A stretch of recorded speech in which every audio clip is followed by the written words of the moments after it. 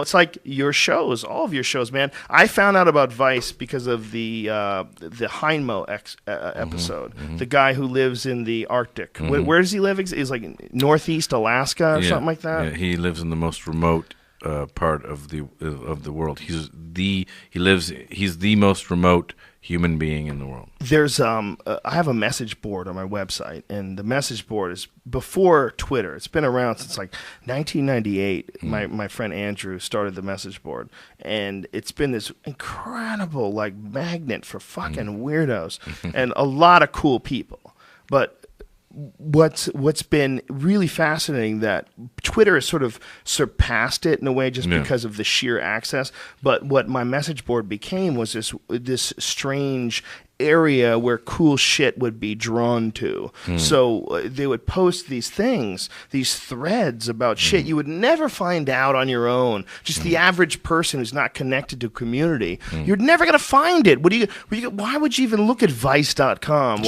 What would you be Googling that would connect you to the series? Someone put up this link to this video, and I watched this guy that's got frozen caribou hanging from a fucking tree, and he's sawing them and cooking them. And your guys that were there who were just blown away by this experience of hanging out with this dude who lives in a 100-foot square shack in the fucking most hostile environment known to man. Yeah. And to see that he was not only was he not a loon, but that he was, there was no narration. The narration was just sort of describing how they got there and what was going on. But it was never any judgment on people or the scenario. And what I found really fascinating about it, I was like, you got to know a guy with all the, and Heinmo has lived here for 65 years. He's content wandering the frozen countryside, hoping to spot a caribou. Is he happy? Only Heinmo truly knows. You didn't do that. You instead inserted intelligent people into a alternative sort of a situation. This sounds like we're blowing each other. There's a lot of people right now that are going to be online and be like, bro, I'm glad I didn't fucking watch this one live. Well, but seriously, the thing is it's because we practice a type of journalism called immersionism, where we immerse ourselves in the actual story, and we just press record. You guys changed this podcast. I want you to know that for sure, 100%. That episode and the subsequent episodes that I watched, all the different, you guys changed because I was like, this guy is fucking. You're there. You're actually there. You know, you're really going to right when I was making fun of kissing someone's dick. I kissed his dick somewhere. What are you guys? But being honest. What I will say, talking about Twitter, is after I do this podcast, you get so much response from people who give a shit. Yeah. And people who are like saying this shit, like the truth, and it blew my mind, and this and that, and whatever. And you realize, like, you know, we're guys just, you know, talking about shit and whatever. And they're going, I learned more on that podcast than Fox and MSNBC and fucking CNN and everybody all put together. And that's the tragedy. It's great for us. It's the tragedy because we're just regular dudes going, okay, this is what the fuck is happening. I don't think it's a tragedy, man. I think it's the normal chain of progression, and I think it's a natural system. And I think that you don't get to be you unless you've seen Burt Reynolds get a crazy facelift. Right. You don't get to be you until you've seen all the most preposterous shit that people have done. You don't get to be you until you read all the crazy accounts of nonsensical violence on the internet, the crazy revolutions in Arab Spring and all over the world, and all the things you physically experience by actually being in these places where there are chaotic events that are just uncontrollable by the population. It's out of hand. But it doesn't mean anything unless people watch it. It doesn't mean anything unless there's an audience. It doesn't mean anything. Right, but you're compelled. Like you can't even take credit for what you're doing because you're compelled. You're compelled by the natural order of the universe. The natural order of the universe is to move in a progressive direction, in a more understanding and more comprehensive, enlightened direction. That's all of our ideas. The idea is not to maintain the science of the 1700s. The idea is to figure out how to, how to get on Mars and create an atmosphere so we can have a new planet in case this one gets hit by an asteroid. The idea is that to consistently move forward.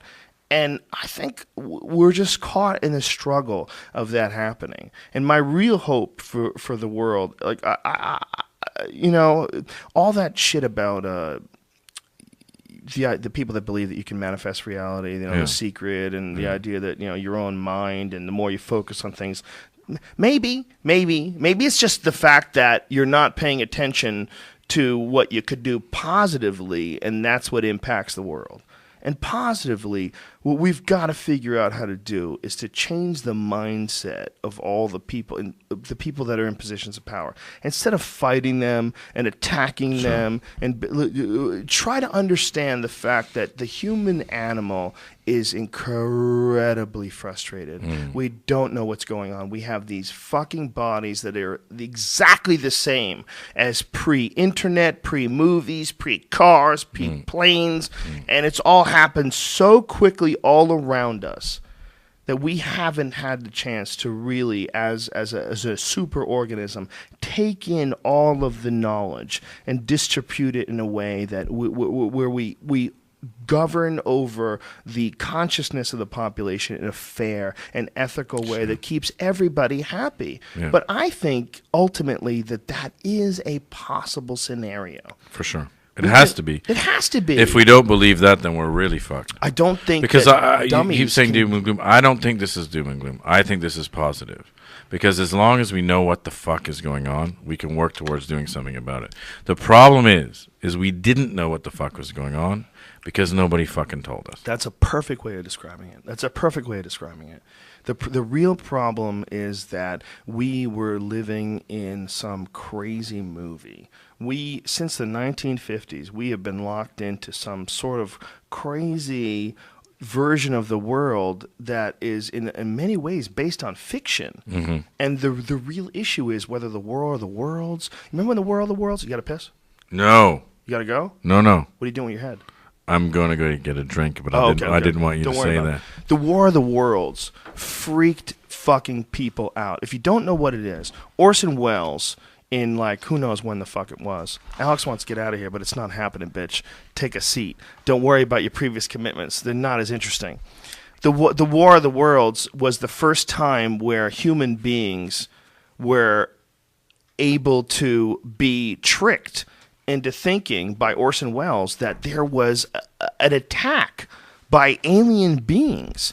People freaked out, and it's really difficult to discern how much of it is bullshit, how much of it actually happened, because they say there were suicides. Who knows what the actual statistics were? We're talking about the 1930s or whatever the fuck it was.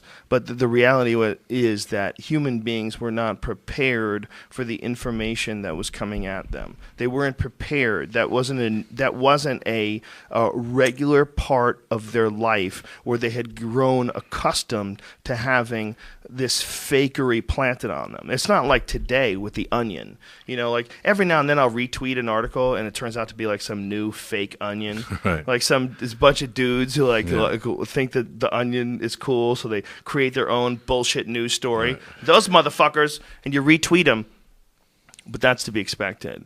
The people that existed before the internet or before, those are the people that sort of set the scenario. They set the momentum of our culture, and they did not have access to the shit we have now. Yeah. The idea that we're so hung up on the brilliant wisdom of some people that lived in the 1700s and created the Declaration of Independence, which, by the way, was written on fucking hemp, the first drafts. Right. The fact that we're committed to the ideology, these people that lived, they didn't have cars, man. Or 2,000 years ago, that's when religion started, and ever since then, everything else is a cult.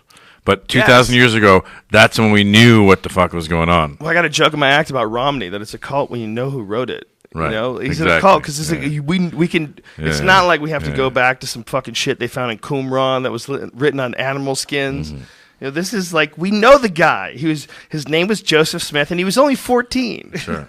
I mean, this is not that confusing. You're a fucking cult, man. And he found the Book of Latter-day Saints in his backyard. But you know what's beautiful about the Mormon cult is that what I've learned from my personal experiences is that there are certain people in this life, and although I don't feel it's justified to lie to people, there's certain people who do get by better if they follow like at least a scaffolding of morality. Sure. Some sort of something that lets them believe that at the very top there's a cherry, and that cherry's God, and he's right up there on top of the whipped cream, and you just got to get to him. I think, that's the problem, is that if you look at this, we were talking about global warming earlier, and you say, okay, yeah, shit's fucked up. The world is sinking.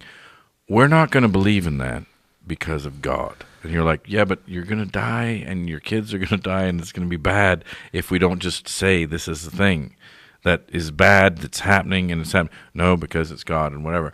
And they want, and I think it's this yearning to have, there's a rational being who has a plan for all of us. Well, the fact of the matter is we are creating our reality, and we are not a rational entity. Humanity isn't rational. Humanity is irrational and complex and fucked up and weird. But at some point, somebody's got to come up and say, yeah, we're irrational and we're weird, given. But there are certain things that we do which are self-destructive, and by the way, they have to stop. For example, if you have the ability to destroy the fucking world, which is my world, you're destroying my world, right? And you're, halfway across the world over there. If that's even a possibility, no is the answer. No, I'm not going to let that happen. So that's why I keep preaching on this stuff, because when I went there and I said, it's like your shows, all of your shows, man. I found out about Vice because of the Heinmo episode. The guy who lives in the Arctic. Where does he live? He's like northeast Alaska or something like that. Yeah, he lives in the most remote. 1998, my friend Andrew started the message board, and it's been this incredible like magnet for fucking weirdos and a lot of cool people. But what's been really fascinating, that Twitter has sort of surpassed it in a way just because of the sheer access. But what my message board became was this strange area where cool shit would be drawn to. So they would post these things. Remote part of the world. He's the most remote human being in the world. There's I have a message board on my website, and the message board is before Twitter. It's been around since like these threads about shit you would never find out on your own. Just the average person who's not connected to community. You're never going to find it. Why would you even look at vice.com? What would you be Googling that would connect you to this